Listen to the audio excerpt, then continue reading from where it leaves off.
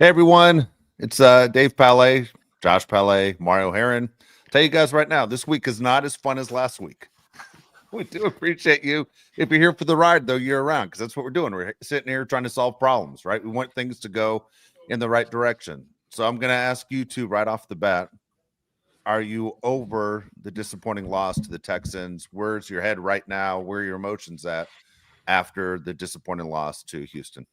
I'm upset, and we got a comment on YouTube that said you guys aren't mad enough. I'm like, how am I not mad enough? Like I'm so pissed right now. I don't know how I'm not mad enough. I'm still upset. Today's Tuesday, 4 days later, and I'm pissed, Mario. I don't know if you feel very good today, but I'm not happy. I'm gonna be honest with you. After thinking this over, I'm going. Hear me out. My whole thing walking away was they overachieved.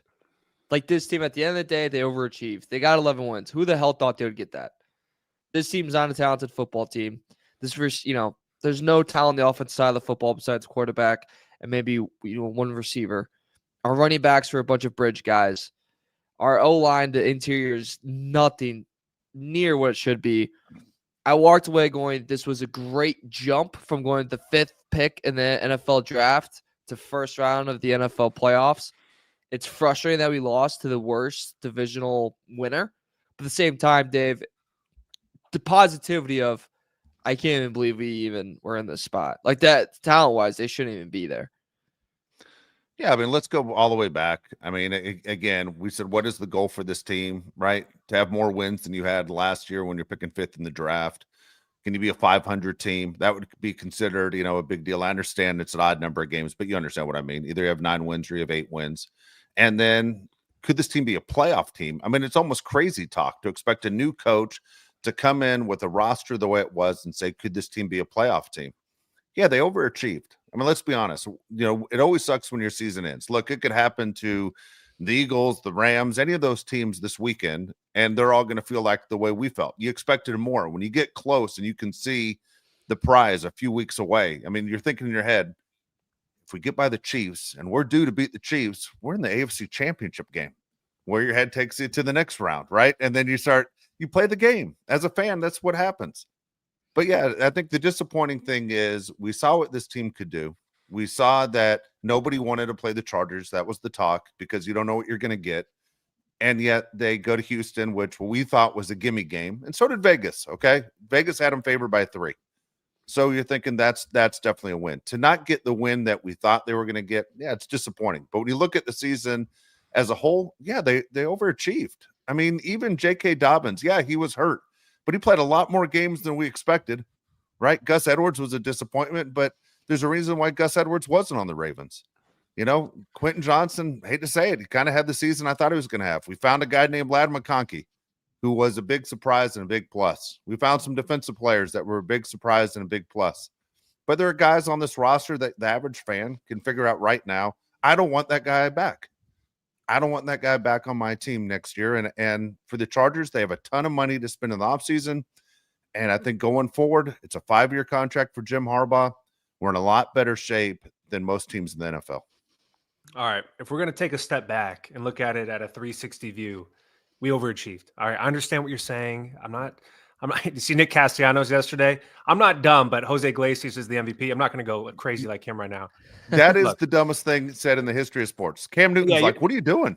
Yeah, what are you Nick, doing? You're what? dumb. You're dumb." Jose Iglesias wouldn't say that. That's crazy. No. But I'm going to look at this whole team, and I agree with Dave. I think all of us are kind of on the same boat here. They overachieved, right?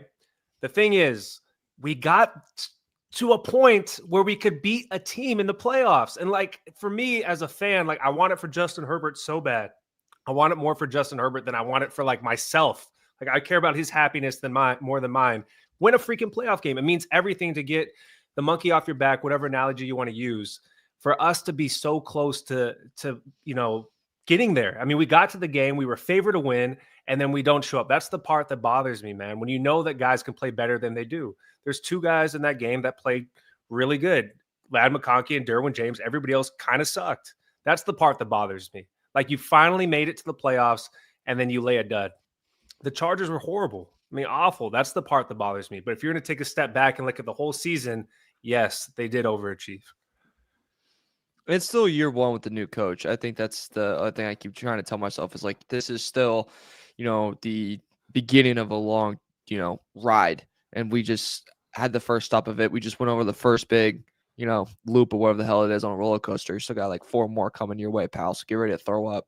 That's just where, we're kind of out the Chargers. But it is frustrating because, we talked about like the whole time, like you don't want to go to Buffalo, don't want to go to Buffalo, you don't want to go to Baltimore, don't want to go to Baltimore. And we avoided both. I think, okay, now we're going to Houston. Now we're going to a team that has nothing going for them. Rex Ryan's out there calling it a bye week. By the way, can we just say, Rex, I love the shooting from the hip. Like I love the takes are flying from that guy right now. But let's settle down. Have a cheeseburger. Rub your wife's feet. Okay, pipe it down a little bit.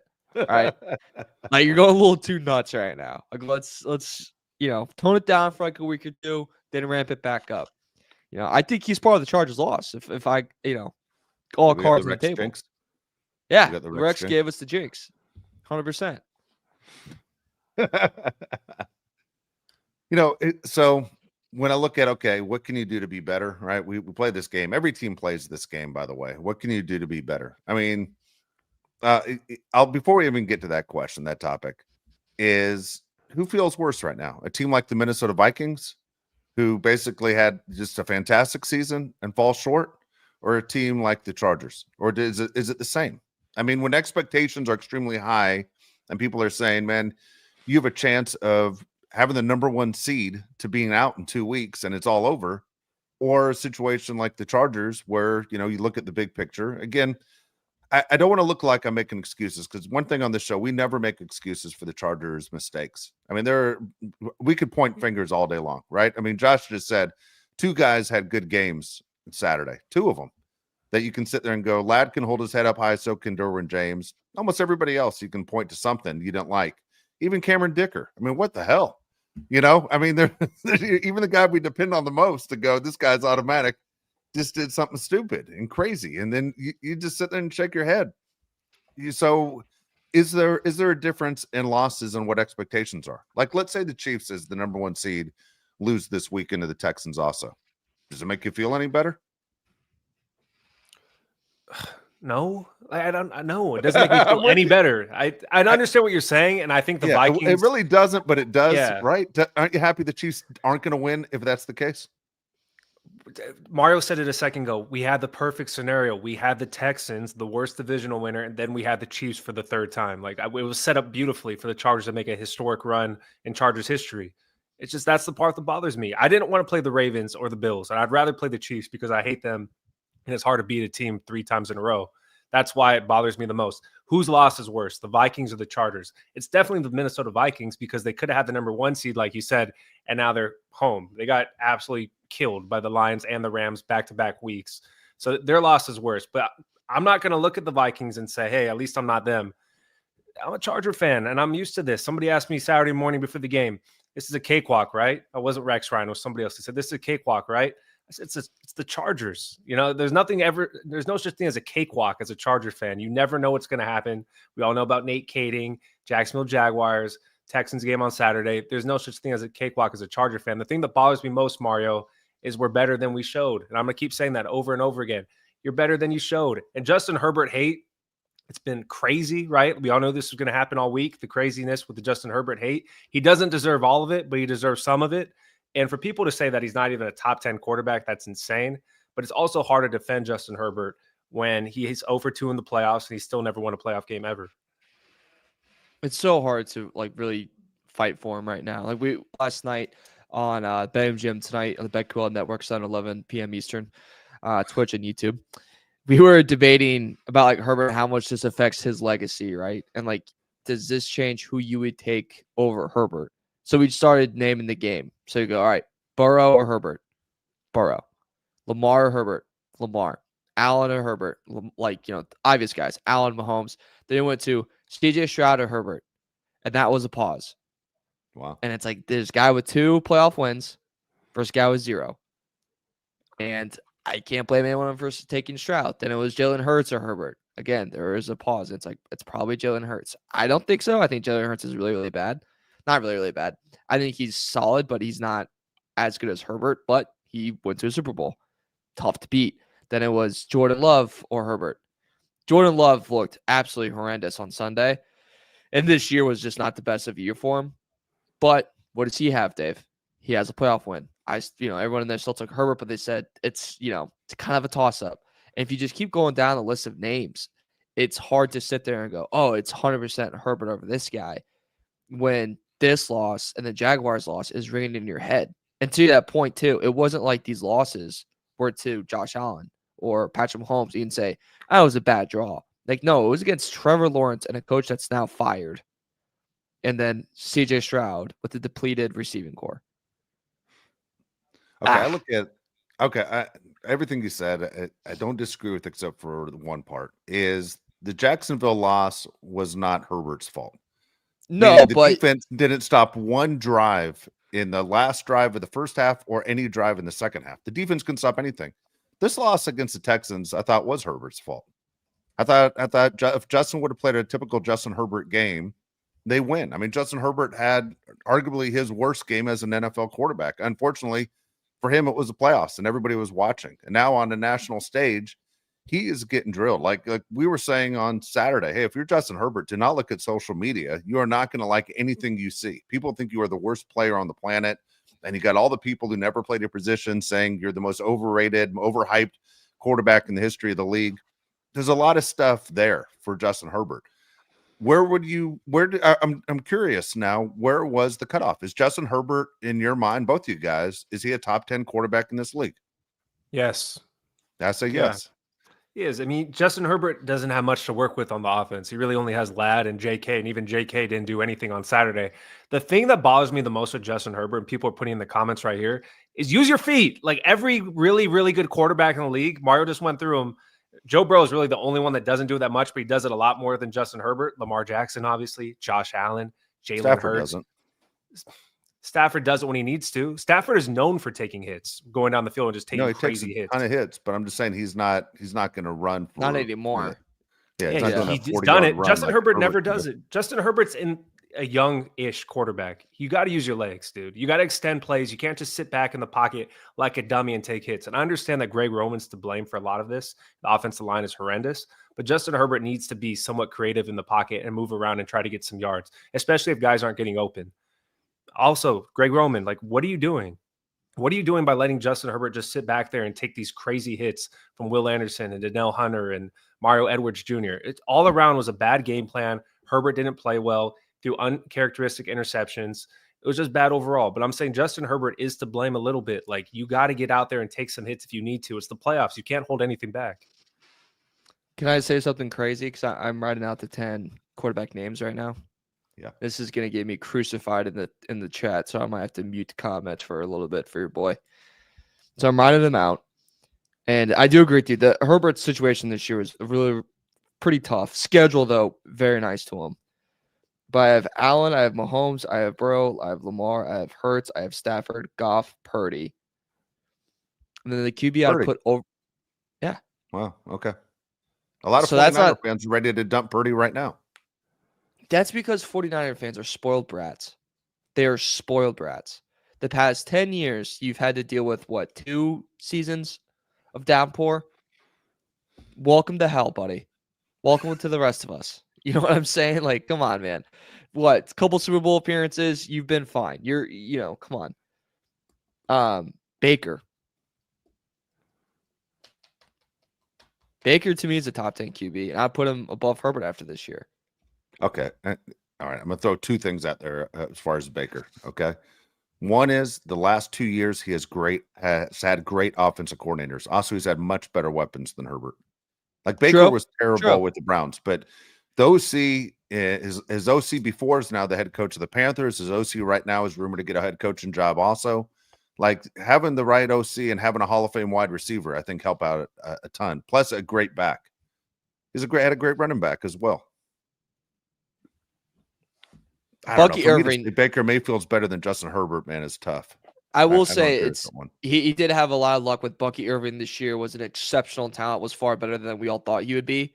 So that helps. He did lose Godwin. But to your point, if you want to talk about legs, dude, Baker, I mean, that's a guy that he will literally give up his head for a first down. And, Dude, and I love that part. I love that. Yeah. That was crazy. He ran from the cops and got tackled against a brick wall.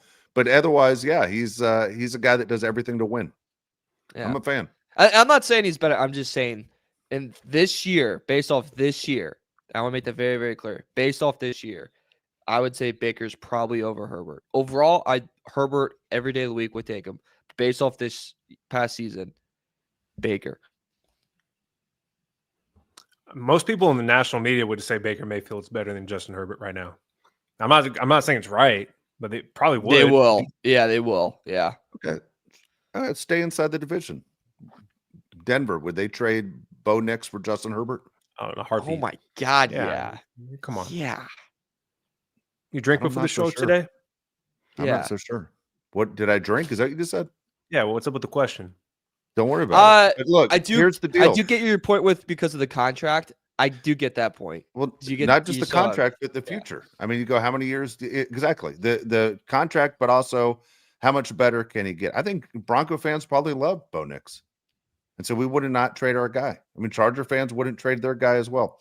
I'm a Justin Herbert fan still. I mean, it was one obviously terrible game. I understand, man. Out of all of them, man, when I look at the people that are ripping the hell out of him, I can take it as a fan from most anybody except from ex-football players who never played quarterback. I don't know why it bothers me. I can take it more from a guy like Mario, who is not an NFL quarterback or player at any position in the league, and say something critical, and it doesn't bother me as much. He's right. He has a right to his opinion. But for people who are just sitting there as a former defensive player, ripping the hell out of them, it bothers me. I don't know why. It's like one of those, like, do I have to get off this platform because my skin's not thick enough because of a guy like Justin Herbert, who I've never met or talked to in my life? But it bothers me they're going after a guy. You know, I don't know. It's one of those. I still believe this team is best off with a guy like Justin Herbert to build around him. Everyone else, though, I think is a huge question mark on this team outside of Derwin James. And even Derwin James, if the Chargers did something like trade for a high draft pick for Derwin James, nothing would surprise me with the Chargers. I'm going back to the OC, and we're talking about Baker and his success in Tampa with two very good OCs. Greg Roman looked like he should have been calling NFL plays from the 70s. I mean, that's just he's so past the offense of today. It's just not a good offense. And maybe it's the best offense for this roster, but he's never proven that his mind is, I hate the phrase outside the box, but he's never Nick's level offensive guy. No one will ever say about Greg Roman. He would have been Marty Schottenheimer's dream. Just protect the football. Yeah. I know. Do you think Greg Roman's favorite ice cream flavor is vanilla? There's 100%. nothing creative about him. I mean, 100%. Greg Roman is just not the right offensive coordinator for a talented quarterback like Justin Herbert. For him to have the stats he had this year is insane. I understand that he doesn't have anybody to throw the ball to, but Justin Herbert needs to be throwing the ball all over the field. That's also a failure on the front office. Tom Telesco, for the most part, and I can't really blame Joe Ortiz for this one. I mean, they didn't trade for anybody at the trade deadline, but you'd expect the Chargers, we're going to talk about this a lot, in the draft a tight end, preferably, Warren from Penn State or Loveland from Michigan, and then you got to bring in a wide receiver in free agency. Like, we need to have Justin Herbert have the ability to throw the ball to somebody. I don't know. I mean, Ryan Fitzpatrick said Justin Herbert doesn't have the it factor. He played quarterback in this league. Chase Daniel loves Justin Herbert. They're also teammates. So I don't know how much to believe everything that he says. You just got to look around. When a guy says he doesn't have the it factor, that's like the most disrespectful thing you could say about somebody. It is. And I know we crap on the OC a lot and, give Greg Roman a lot of crap, but 2019, when Lamar Jackson won MVP, who was his OC? It was Greg Roman. Yeah. It's like there's a lot of things that go against Herbert right now. And I'll be honest with you, I'll buy all the low stock on Herbert right now. Everyone that's crapping on it, give me all of it. I'll buy it all. I'll buy the dip. I'd be the worst guy to talk to in 2008. I would just be like, I'm buying all of it. I have no idea what's going on, but here's a check. Because he's going to have a bounce back year. Like you said, they're going to get better. This roster is going to be good. But right now, I mean, we're the meme of Herbert sleeping, and it's just, you know what I'm talking about? Like, all the knives are coming down, and there's that guy standing over the bed. No? All right. Thanks, guys. I've never seen it. No, never seen it. I'm just Over that. That's all right. No, I actually. Someone in the chat, please comment. They know what I'm talking We're gonna about. meet- Of course. We're gonna If friends not, I'm gonna head that home. are sending you that stuff. It's frustrating because the season's over, but overall, man, as I'll stand by what I said a long time ago, we're going to look back at this roster and say, I can't believe that was Jim Harbaugh's first year. The roster is brutal. I can't think of too many coaches that would have done what Jim Harbaugh and his guys did with this roster. It wasn't good. We talked about the trade deadline. There was no rush to sit there and say, this is the year, all or nothing. You could tell the Chargers weren't in all or nothing mode. They just weren't. They weren't in that situation. Otherwise, they would have gone out and tried to bring in a wide receiver, would have done something to help Justin. The running back situation is shaky. The tight end situation shaky. The wide receiver room needs to get better. There's so many things that they have to get better. We didn't even talk about the offensive line. We've mentioned before, there's a lot of money out there for them to spend. There are a lot of other teams out there that are going to be battling that have a lot of money too. The Patriots just got a brand new head coach. Don't think Robert Kraft isn't spending that money. The Patriots have basically been garbage for a few years now. Fans aren't used to it. Robert Kraft is 100 years old. He wants to win again. He's going to be aggressive. And Tom Brady, now that his name is on it, he wants to be aggressive more and more, which would shock me. But you're hearing the rumor for the Raiders is that it would be Ben Johnson. So you got to get him weapons, but they have a ton of money. They have more money than the Chargers have to spend. So when you think about chasing guys like T. Higgins, we want, are a team inside our own division, if they grab them, that would be extremely frustrating. But the Chargers need to figure this out, because I think Charger fans, you've given us so much hope after year one with Jim, even though he has a 5-year deal. In year two, we want to see this team make a run at the AFC Championship game, if not the Super Bowl. Absolutely. Do we want to get to our Charger awards? Let's do it. Ahead. Let's go. All right. You're going first, Mario? Who's going first? You guys lead it. I'll respond. Oh, all righty. What, Josh, go ahead. You start first with whatever. I have one player that's winning 3 awards. One player's winning 3 awards. 3 awards. Yeah. Was this high school superlatives? Yeah. Yeah. All right. I'll start off with Offensive Player of the Year. Okay. Offensive Player of the Year. For me, it's Ladd McConkey. I mean, he's the only receiving threat that the Chargers had. You could have said J.K. Dobbins, but he missed 4 games, went on IR. So I'm not going to give it to him. Offensive Player of the Year, I'm taking away Justin Herbert. I actually think Ladd McConkey had a much more impressive year than Justin did. So for everything that he did with no other threats on the team, it was extremely impressive. Almost 200 yards in the wild card game. For me, he is the Offensive Player of the Year. This is my 3-peat guy. He's my Offensive Rookie of the Year. He's my Offensive Player of the Year, and he's my MVP. Set a record for most receiving yards by a rookie in that playoff game. You can even break the statistics down more of how big and important he was in that playoff game. But I'll just stick to what he did throughout the whole season. Led a team in receiving yards, 1,149. I can talk. Quinn Johnson's closest to him was 711. His targets, 112 this year. The next closest was 91. His average yards was 30 more than the next guy. His yak was even 80 more yards than the next guy. He was everything on our offense. He was our MVP. We had to go to him in the most important moments, and he delivered more than anyone else did. So he is my Offensive Player of the Year. He is my Offensive Rookie of the Year, and my Lord, is he my MVP for the Chargers. He's not my MVP, but he's definitely my my award for this one as well. I mean, Ladd, here's the deal.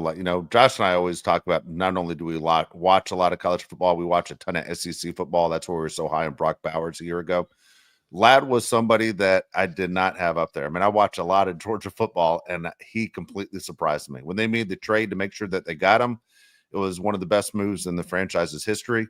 He did not disappoint. We wonder how durable he is, but at the same time, I think he only missed 1 game. Am I right on that? He missed 1 game this year. And Yep. He took a lot of hits. We were like, is this guy going to make it through the season? We weren't so sure at some point, but he was ridiculous. I mean, he's that kind of guy when you talk about Charger football, you say, I can't wait to see what this guy's going to do next. And those number 15 jerseys are going to be all throughout SoFi Stadium next year. You're going to see people buying that jersey, I think, more than any other in the offseason. Yep. All right. Defensive Rookie of the Year. I'll go first again. I actually have a tie. I have a co-defensive Rookie of the Year. Tarheeb Still and Cam Hart. 2 rookie corners who I did not expect this from this season. from a production standpoint, you got to go Tarheeb still, just for having the interceptions that he did. Very good player. But overall, I think the difference that Cam Hart has when he's in the game and when he's not in the game for the Chargers defense was tremendous, especially as a cornerback. You wouldn't expect that from just a rookie corner. I got co-defensive rookie of the years in Cam Hart and Tarheeb Still. I'm simpatico with you on that. I took Still for a similar reason that you just mentioned. I played more games this year, so that's why I took him. The interceptions too, 4 picks on the season, 10 pass deflections. Also, great tackler, by the way. It's something that I don't think he got enough love for. 62 total tackles on this season. I really think, guys, that like we're going to in 2 to 3 years call this the best secondary in the NFL. It could be even next year, honestly. It really could. And Jesse Minter's second year and these guys' second year in the NFL, Dave, we got something cooking. Yeah, I went Cam Hart as my guy just because I think Cam Hart's a future Pro Bowler. I think that he's awesome. I think we're going to see a player that – remember when Sauce Gardner came into the league and all the talk about everybody's like, who's that guy? I think he's a guy that the rest of the NFL will wake up to. I'm not saying he's Sauce right now, but he's outstanding. Still is a crazy good athlete, by the way. Like an underrated athlete. Pro athletes are a different level anyway, but man, tremendous hands, to the point where he's better hands than QJ for sure. But man, he made some outstanding plays. He was fun to watch. Cam Hart, though, I think as a cover corner, I think it's going to be one of the best in the league. Yep. Mario, do you want to go most improved? Yeah, I'll go most improved. I have Henley for mine. 0 games started last year at the linebacker position to 17 this year. But the 8 pass deflections, he led the team in total tackles in the passing game throughout this whole season, guys. He was huge in the Chargers' ability to slow down tight ends. With him and Dorian James, he was a big part of it, right? And he made big tackles. He made big plays when we needed him to. His growth is something I expect Junior Colson to do next season. And again, I know people ripped him. I'll go ahead and take everything for Junior, all it's worth. I'll go ahead and buy a freaking jersey. How do you like them apples? Yeah, put that in your pipe and smoke it, Dave. Yep. You want to bet? You won't. As soon as my UFC money comes in this weekend, pal, I'm gonna FaceTime you. I'm gonna be butt naked. I'm gonna purchase that jersey. Dude, buy that jersey. I want to see it. You and Junior will be the only 2 people in the country wearing them. Go ahead. Buy it. Will do. I'll wear it every day. It's gonna be your worst every purchase. show. Good God. All right. What do you got? Dude, I got the same one that Mario has. I mean, how's it not Henley? I mean, the guy was a preseason All-American, basically, but Brandon Staley, for some reason, did not see enough and never wanted to play him. He was very good for the Chargers. He was exactly what we all thought he was going to be a year ago, but he never got a chance to see the field, which was wild. This award always makes me laugh because nobody wants to win most improved, but Henley got an opportunity and he did the most with it. I'd rather you buy a Henley jersey than buy a Colson jersey just for the sake of the show. Yeah, I mean, Henley's awesome. I think he's one of the guys you look forward to next year watching him play. He had 54 more tackles than the next guy, 147 on the season. He was awesome. Just cements Brandon Staley's lack of evaluation. He can't tell when guys are good and when they aren't. Like 100. He had 147 tackles, I believe, on the season. Is that what I just said? And he never played last year. I don't understand how that makes any sense. It's crazy. Okay, next award, Mario. What do you got? I got Coach of the Year. I think it's pretty obvious. Jesse Minter. We could go into every statistic that they improved in and be here for about 45 minutes to 45 days. But I'm going to stick to the classic points per game. Under Staley, 2021, we were 29th. 2022, we were 23rd. 2023, we were 23rd. 2024, we were 2nd. In points per game. First, most of the season. Just ended just below the Eagles to finish out. But Coach of the Year by far, Jesse Minter. It looks like we're going to get him for one more year. But next year, guys, he's going to be similar to, not similar, Ben Johnson's candidacy is way too big. But the way Aaron Glenn's getting looks, it's going to be similar to what Jesse Minter is going to get next year. Yeah, Jesse Minter by a mile. I don't know how you could say anything else. The best thing about the Chargers losing to the Texans by that many points is that Jesse Minter wasn't on anybody's list. I mean, you're hearing all the talk that Aaron Glenn's going to the Saints, that they're looking for a defensive coach, right? Teams usually go offense and they go defense, defense. They go back and forth for head coaches. The Saints look like they're going for a defensive coach. honestly, the best thing for the Chargers in that loss was the fact Jesse Minter's not going to get any interviews. And so we know how good he is. We saw what this team was. The fact that Staley was a defensive guy, funniest damn thing going. And that a guy comes in and does a better job than he did, and then he goes to the Niners and they S the bed. It's fantastic. That was the best news for the Chargers, is that they got blown out against the Texans, and Jesse Minter's not going to get any interviews. All right. Defensive player of the year. Dave, you go first. I'm a Derwin James guy. I'm still a Derwin James guy. I'd love to say it was Khalil Mack, or, you guys laugh, Joey Bosa. I really wanted Joey Bosa to prove me wrong, but he proved me exactly right. Derwin James is my guy. Any game that the Chargers play that's important, Derwin James is on the field, I know that position is going to be taken care of. I think Derwin James for two reasons. One, his play on the field is tremendous, and two, his leadership skills blow me away. Like when the Chargers drafted Derwin James, I had no idea he was the type of leader that he is, but he seems like such a good person for the locker room. It makes me proud to say that he's a Charger. So I think Derwin James for me is defensive player of the year. I'm simpatico. Defensive player of the year, 5.5 sacks, 10 tackles for loss, second in team total tackles, also second team All-Pro. Very hard to go against it. You mentioned his leadership skills as well. Derwin James had a hell of a year. Great bounce back year for the guy. And I look forward to seeing how he helps develop the younger guys too on that defensive side of the football. Also, it hurts for when they lose. When the Chargers lose, it affects Derwin James. When the Chargers win, it affects Derwin James. Like, he is all about the wins and losses. I like everything about Derwin James. All right. What do you got next, Mario? I have comeback player of the year. J.K. Dobbins. I mean, is there really another one? Yeah. There's JK, obviously. I want to add 2 awards. I don't know if you have these in your list. I just thought of them right now. Might cause some issues, but whatever. Most disappointing player. I got somebody off right now. I got a guy and I got a runner up. All right. My guy for most disappointing player of the year is Hayden Hurst. Big guy had 8 catches for 73 yards and 0 touchdowns. He was supposed to be tight end 1, if you remember that.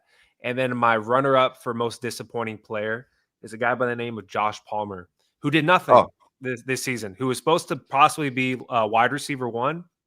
Josh Palmer's final stats are 39 catches for 584 yards and 1 touchdown. So those are my 2 most disappointing players this season.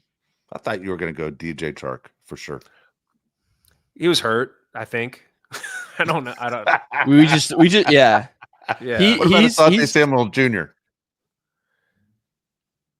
He didn't play. He's hurt. Yeah. Well, okay. Well, we don't know, right? I mean, everyone stays quiet. You can't attack the walking wounded, brother. Really? I don't know what the hell happened there. It was like, let's just act like there's nothing to see here. It was crazy. I mean, it's frustrating for sure. But I don't think he's most disappointing. Who do you say? The first one for me is Junior Colson. I thought Colson was going to be the best.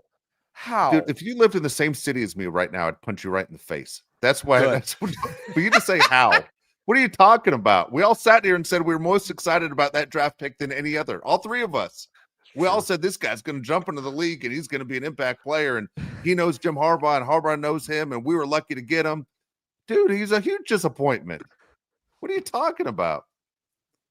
I mean, how? What did he possibly do that was impressive? It was what, a 3rd-round pick? Yeah. Yeah. On a national championship team that the head coach recruited out of high school. He couldn't do training camp. He couldn't. Okay, that's disappointing. That's what the award is called. That's disappointing. That's what the award is called. So would you say that Henley was your most disappointing player last year? We were high on him. I blame the coach for not playing him. I thought he could play all along. I saw him in preseason. We all did. We all knew Henley. We're like, why the hell isn't Henley playing? This team sucks. Colson, dude, is a joke. Chark is a joke. They're a bunch of guys. QJ, Palmer. I hate to say it, the list is pretty hard on this one because there are a lot of guys out there. We're like, what the F? Fulton. Good God, I can go on and on. I hate to say it. I can name like 10 guys that I'm like, Zion Johnson, 1st-round pick. See, that's a good one. So many guys. So many guys. I do agree with you a lot on the Palmer though, and it made so much sense for him to have like a big year this year because this was his contract year. You know, like this was Yeah. like the year, like prove that you want to be a Charger or prove that you can be the guy. And he wasn't even, a kid. He just sucked. Like he just wasn't It's He was terrible. nothing. around. He was- was yeah. exactly what we said he was going to be. Like Denny Yeah. Green. Yeah. I Gus forget- Edwards. I'm looking at the comments. Gus Edwards Yeah, had huge. 18 touchdowns the year before. Yeah. Where were you at? Yeah. Somebody said, Ryan, we love you, but you said Trey Pipkins. You can't be disappointing if you're already a disappointment. Yeah. I didn't name Bosa. He did exactly what we thought. Terrible. All right. We'll go the optimistic way. Mario, who's your most surprising player? That was my favorite bet we've ever done. Sorry for the threat. I know your mom watches. No, if I didn't get a threat every show, then I'm doing something wrong. All right. I mean, you mentioned him already, but I gotta imagine the best surprise. I first thought was maybe it's Lab, but we all kind of saw that coming. I did We all kind not. of predicted that. I didn't. But we talked I- about it, really. You didn't see Dude, that I one did coming? not. I watched him in college. My eyes never went to Ladd at Georgia. I just always went to Brock Bowers. I thought Brock Bowers was the key. I guess Cam completely Hart. surprised. Yeah, Cam Hart was Has a to- surprise too. Has to be still in heart, but take away the rookies because the guys in the league. Let's just talk about guys in the league already. Who's your most surprising? Perryman. Because when he Really? was not out there, it was felt. Yeah. Yeah, That I'm had talking to about be like mine. what about a guy that you think just Okay, played out I'll- over his head? I got two. I'll- Two. Yeah, what do you got? Well, I'm not going to go play it over his head, but did something I didn't see happening. I mean, we were very critical about the draft as far as taking a left tackle and saying you're going to move him to right tackle. Joe Alt played great. Joe Alt did a fantastic job moving over to the right side and didn't miss a beat. I mean, arguably, right there, one of the top right tackles in all of the NFL. Did a great job. Yeah, I'm gonna go Will Disley and Isaiah Francis. You stole it from me first, but Will Disley, take out the recency of what just happened to Will Disley, where he forgot how to catch. But Will Disley was supposed to be the blocking tight end, and he had to take over for Hayden Hurst. It's like if you ask the guy that runs the printer in the office to be the lead salesman. He's like, "What? Yeah. What do you want me to do?" So Will Disley's up there, and then second, dude, Poona Ford, right? Poona Ford was awesome. Like I didn't Was expect good. Poona Yeah. Ford to be as good as he was, and then Tart was really good too. But Will Disley for me is my most surprising player. Tony Jefferson. I guess we kind of saw That's a little good bit one. coming, but yeah, He should have especially played late. more. Yeah, he should have played more. Yeah. All right, we got a handful of chats. You want to get to these? What? Yeah. Maybe go. one more surprised, not disappointed, You but didn't do an surprised. MVP. Mine was Oh, Lad. Oh, Oh, you just yeah, yelled it out. yeah. Like, My okay. bad. MVP for you guys. Sorry. Lad McConkey. Oh, for me, it's Justin Herbert. Justin Herbert's the MVP still. I mean, I'm looking at their season here. 3 interceptions on the season. What does this team do? This team win 11 games without Justin Herbert Oh, you're talking about like MVP for the whole season or just for the regular whole season? team. Yeah, for the whole team. Oh, you see, look Yeah. at you. You have recency bias. Steve Nash voter in 06 over here. All right. Let's go the chat here. All right. I will kick it off with AK. He says, I want to start with this nonsense talk about Herbert trade. Well, people need to understand Herbie has no trade clause. He decided not to stay with. He decided to stay with the team. Yeah, I mean, Justin Herbert's not going anywhere. For anybody that says they're going to trade him, to where and what are you going to get in return? So Justin Herbert will be a Charger. Yeah. By the way, shout out AK. I learned that I'm dyslexic like a couple days ago. Makes reading your messages very, very easy. Thanks, AK. Next one comes from I can't pronounce this, but Sepper Nozari, $50. Wow. Thank you so much for that. Appreciate it. Oh, very nice. Next one comes from AK again. He says, my offseason prediction is QJ gets traded for a 3rd round pick, Chargers draft, Tyler Warren, 1st round, and then T. Higgins. They'll get him in free agency. Tyler Warren from Penn State's awesome. I don't know, Mario, if that's the guy that you'd want 1st round. I don't think you're getting a 3rd round pick for QJ. Nobody would send a 3rd round pick for a wide receiver 3 or 4. And then if T. Higgins was the wide receiver, we got to be on cloud 9. Yeah, if if any GM traded for Quinn Johnson for a 3rd-round pick, that means we probably have their family held hostage. And that's part of the deal. What do you think? I love Dave? to see. I'd love to see the tight end from Penn State, obviously wearing a Charger uniform. I don't know if that's what the Chargers do. They're a hard team to figure out, right? We can't figure out what the Chargers are doing in the draft between Harbaugh and Ortiz. We just don't know. So, no idea. yeah, I mean, honestly, if they drafted a guard, it wouldn't surprise any of us. Nothing would surprise us. If we do get Warren, we got to do what Penn State does with him doing the sneaks. Like that, dude. Oh my, that fires me up, man. And he throws passes every now and then. I probably won't do that, but pretty awesome. Fun to watch. Josh, if we draft him too, we have to play a game of sneaky athlete because he's gonna get that all the time. 100%. He is. He's great. He's really good. Jose M. He says Falcons center Drew Dahlman is available in free agency. The Chargers, I think, for sure, are going to have a new center next season. What do you think, Mario? Yeah, I wouldn't be surprised the whole interior is like no this offseason, right? Like has that. To be. Yeah, has to. Yeah, it has to be. Sepper Nozari, $50 again. Wow. Thank you so much. Says Ladd ran the option route too deep and Herbo had a double clutch. The 2 deep interceptions would have been caught if Williams was there. Herbert is allowed to have 1 bad game. Chargers overachieve. We need weapons. End of story. I'm going to push back just a little bit. I agree with you on the Ladd situation. The one that went through his hands for the interception, I thought he should have caught it. Dave doesn't think so. Mario and I think he should have caught it because it went through his hands. He's a wide receiver. And then the 2 deep interceptions, Mike Williams is not there, and Justin Herbert knows that. So you can't decide. You can't act like somebody's going to catch the ball if there's nobody on this roster to catch him. Justin Herbert is allowed to have 1 bad game, but it is the playoffs, so you're going to get scrutinized if it's the playoffs. I'm not ready to throw away Justin Herbert or this team. I'm just disappointed. Retweet. He said, Mike G, $5 says, you guys are forgetting Herbert's bloated contract. If he can't carry the team with minimal talent, then he shouldn't get paid like he can. Really? Because Dak Prescott thinks you're wrong. Okay. What are you talking about? There are a lot of guys in the NFL make a ton of money. Daniel Jones thinks you're wrong. It's all over the place. Guys that get paid way too much money don't do anything with their team. I'm all for the separate salary cap for quarterbacks. I think it makes a lot more sense. Yeah. Well, and then go ahead. Go ahead. No, I'm just saying that there are a lot of teams that are in a situation where you don't have an elite quarterback, but then you don't want to take a chance of him leaving. I mean, the Giants, for example, it completely, paralyzed that franchise. What do you do with Daniel Jones? Well, he had a great playoff game against the Vikings a few years ago, and he has a chance of leaving.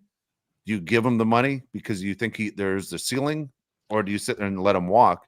And the Giants said, well, we got to keep him because we think there's something there. Well, they obviously chose poorly. Daniel Jones was a 3rd quarterback last night for the Vikings. Yet he's making a ton of money. So what do you do? So the separate salary cap does help out, because the idea is to make sure every team goes into a season with a chance of being, a 500 team, basically, either 9 wins or 8 wins. And then, things separate themselves. But to look at the NFL standings this year, we've never seen a season like this before, where so many teams had 2 wins and 3 wins, and it was so top heavy and bottom heavy. It was bizarre. It's not good for the league to have it work out the way it did this year. Next one comes from Jet Flores, $20. He says, here's something for Ladd's record-breaking rookie year. Bolt the F up. Thank you. Appreciate that. Super nice. That's very nice, Jeff. Go, Thank you. Jet. Love you, Jet. All right. Ryan Culpepper, $5 says, I hope Colson makes a leap, but he might be the smallest linebacker in the league. Hopefully he can put on 15 to 20 pounds. I think Dave brought it up a couple shows ago. He goes, whoever listed Junior Colson as 235 or 240, whatever it says, is full of crap. We all have eyes. We can see what he looks like on the field. There's no way in hell he's that big. Yelled at me and said he was 260. I was like, what? Yeah. Tell you right now, I'm bigger than Junior Colson. That's ridiculous. And Dave's 165, so that's crazy. Yeah. So officially, they have him listed as 247. He's not. Not even close. He's not. Where does he hold that? In his feet? Closer to What are you 220. talking about? Closer to 220. I'm telling you, if you put me in an NFL uniform standing right next to him, I would be bigger than that guy. You're like 6'3" too, right? Yeah. And you have a big, probably. But, the linebackers, we don't need, you can't be, the Urlachers aren't around anymore. The Ray Lewis's. You know, it's funny. If you Ain't gonna guys actually put me in an NFL uniform to stand next to him on the field at the same time, you guys would just walk off, and then I'd be stuck not being able to get that jersey off over those pads. Yep. Absolutely. Absolutely. And I would I'd be driving pop home with open a- shoulder pads on. I would pop open a chair and I would crack open a beer and I'd watch you try to get out of it. And I would Dude, have the most fun. It's ridiculous. Those jerseys are like this big, dude. They're so small. It's insane. All right. You guys have anything else before we get out of here?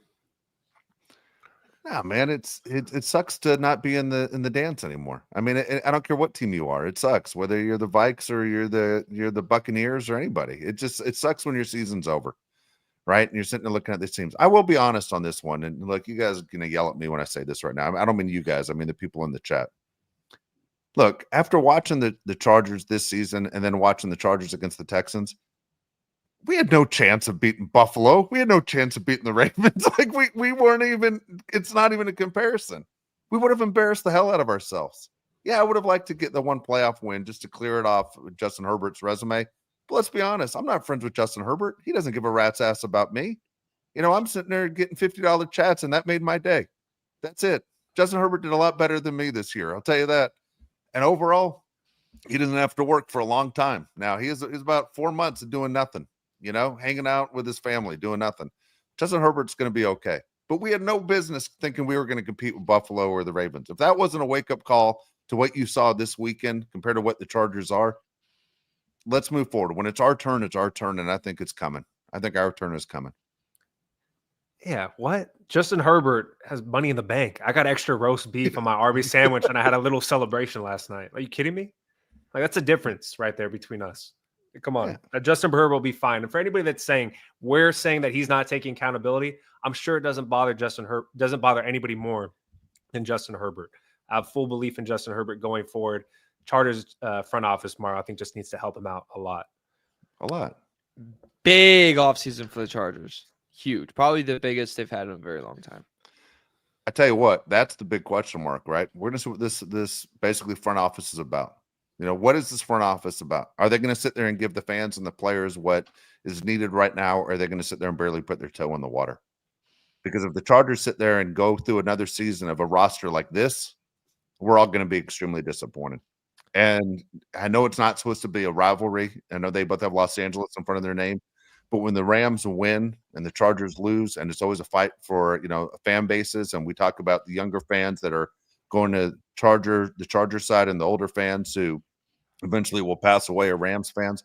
The Rams put on a hell of a show last night.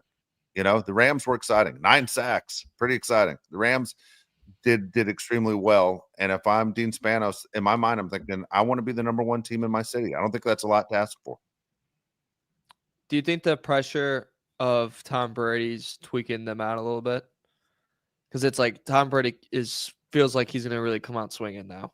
If he's going to come out swinging, you got to move quick. You know, like let's say they get a QB and it works out, and then they get like a good head coach. QB? Who is the QB? Like I'm probably Shador or Cam. How? It's going to have to be a rookie QB because they're going to drop. They're not going to be picked that high. You don't think so? No, I don't think they will. Unless, honestly, what could screw them if they want Shador and it's a pipe dream, but what could really screw them if Dallas becomes a circus, they already are. But like they get Dion, and then Dion goes trade Dak for Shador, so you're on a rookie contract. You get Dak off the books, and they trade him to Lord knows where. So there's talk already, obviously, with different rumors going around that Dak could be traded to the Giants for the Giants pick. Now, I saw that today. If you're the Giants, would you want Dak Prescott? Yeah. No, that was interesting. I'll take him. Brian Dable? Yeah. Who else are you going to get? Highlight that comment right there by Audrey.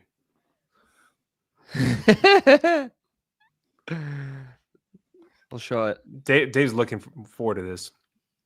Not to yell at him. Ask Josh. I never yelled when I coached. I don't yell. Would I yell? I did. I would yell at Josh. Look, here's the deal. And anyone who ever played with Josh who's listening to this thing right now, dude, Josh was the best player like on every team I ever had. And so a lot of times I would give Josh a hard time. And then we'd get in the car and I go, I wasn't really yelling at you. I had to do it to you to make my point to the other kids to think, man, if he's on Josh, then what does he think of me? And Josh always knew. Every time we'd say, I didn't understand what you're doing. But yeah, I only yelled at 2 kids. They're both my own. I never yelled at a player that played for me. I say F word in my head a bunch though when I coach. I just don't say it out loud. Dave actually doesn't yell at the kids. I'll tell. He's a head baseball coach. He doesn't yell at the kids, and I think it goes over better for today's kids nowadays. I don't know. If you were a coach, would you be a yeller, Mario? Probably. 100%. Yeah. I'm not even like Bob Knight way. Just like that's just my personality is the yell. It's like I would just be like that. Let's have a scenario. Let's say a kid's just not giving his best effort. What's your chirp at him? On the line. You're straight on the line. There's nothing before that. I don't have any. That would be my tipping point is effort. I'd be like, if you can't put effort, let's get on a line. Then you're gonna run until you find your effort. That's how I would treat that. I wouldn't be a good coach. I would be terrible because I'd be too strict. I would not be a good coach. The funniest line, speaking of that, we had my oldest brother coached me in lacrosse like my freshman year, and there was like a game where like I was like really small, and I was like coming off the field, and dude, he smacked my helmet, and then I've never been ripped into like that in my life. I mean, just so personal. Like it hurt. Like I remember I was like, God, dude. Like took my helmet off, was like getting water, and he just ripped me for like 5. Everyone heard it. I was like 14. It was like my 3rd game playing varsity. And I just got, yeah. I've had a lot of those. Yeah. It's just like, God, dude. Your friends are looking at you like, dude, he is giving it to you. And you're like, I know. Next show, I'll give you a Lane Kiffin story where he ripped into me pretty good. Nick Saban got you good too. Nick Saban got me pretty bad.